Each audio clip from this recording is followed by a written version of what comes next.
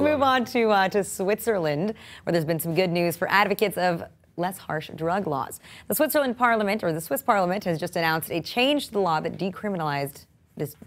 They have to announce a change to a law that has decriminalized marijuana. Now, as we all know, this debate to decriminalize or not to decriminalize has been raging across Europe, with many countries weighing on whether to declassify marijuana altogether.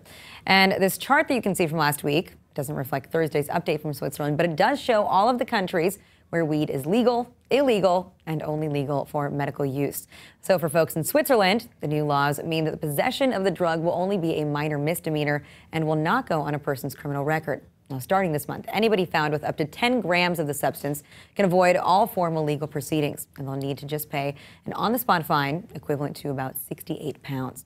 And the relaxation of this law comes after lengthy debates and disagreements in the Swiss parliament, which finally approved this move last year. And the government expects that this will also save them money, as the 30,000 cases for smoking marijuana that appear in courts will disappear. Now, additionally, police will be more free to pursue drug trafficking. And a report by UNICEF found that Switzerland had the second highest rate of cannabis use amongst those surveyed, right behind Canada.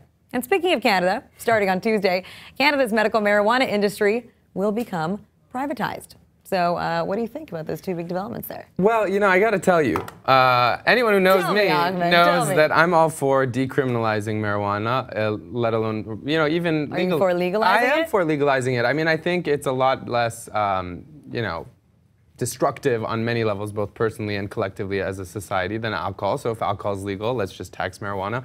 But you know what I thought was interesting about the Switzerland thing? When I was reading the article, it said that this is really about the drug trafficking aspect that you brought up, is that they're trying to clamp down on kids, on children usage, because this is kind of shocking. According to UNICEF, apparently, Switzerland had the second highest rate of cannabis use amongst literally children, and that's behind Canada. So it's interesting. When we say children, what ages are we talking So about? around 24% of children, all children in Switzerland aged 11, 13, and 15, those specific ages, to answer your question, reported having used cannabis in the last 12 months. I mean, that's a lot, 24%. So I could understand, you know, aside from the fact that they want to, you know, free up the court system, it's shocking. I mean, that's crazy. So well, it's definitely shocking, and so then you don't want to create an entire young generation that is going to be criminalized, right, and put in jail like we have here in the United States.